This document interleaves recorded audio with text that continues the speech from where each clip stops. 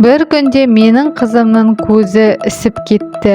Осы ісікті қалай кетірдім, сол әдісті осы видеода айтатын боламын. Соңына дейін қараңыз. Мен аптекадан Тобрикс деген антибиотик тамшысын алдым. Осыны қызымның көзіне тамыздым. 2 минут тамызып болғаннан кейін 2 минут жұмып жатады. Сосын 2 минут жұмып жатқаннан кейін ол ары қарай көзге барады да, көзде воспаление болып жатыр ғой, қабыну, соны емдейді.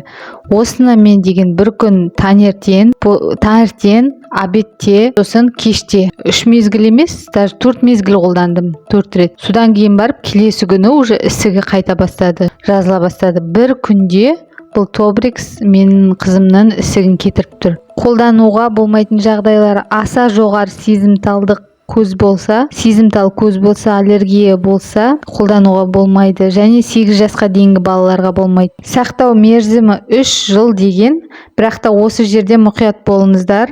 Сыртында жазып отыр 4 аптадан кейін, яғни флаконды ашқаннан кейін 4 аптадан кейін қолдануға болмайды деп. Сондықтан да бұны ашқаннан кейін 4 аптадан кейін лақтырып тастауға тура келеді. Мұнда қағазында қолданылуында жазып қойған 4 сағат сайын 1-2 тамшыны тамызу керек деп. Мен 2 тамшы тамыздым. Егер сізде бұған аллергияңыз болса, яғни бірінші тамызған кезде сізге жақпай қыши берсе, одан сайын қызарып кетсе, онда бұны қолданбаңыз, басқа дәріні алып көріңіз. Бірінші мен шаймен емдеп көрдім. Шай басып, жаңағы пакеттерімде шай бар ғой, пакеттіктегі, соны басып көрдім. Бірақ оның әсері болған жоқ. Содан кейін осы дәріні алып тамызғаннан кейін бір күнде емдеді. Бұл ақпарат сіздерге керек болып қалады деген ойда шығарып отырмын.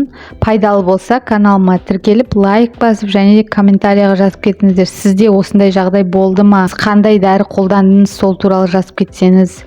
Мен комментарияны үнемі қарап оқып отырамын. Денсаулықтарыңыз мықты болсын, қазақ елі аман болсын, сау болыңыздар.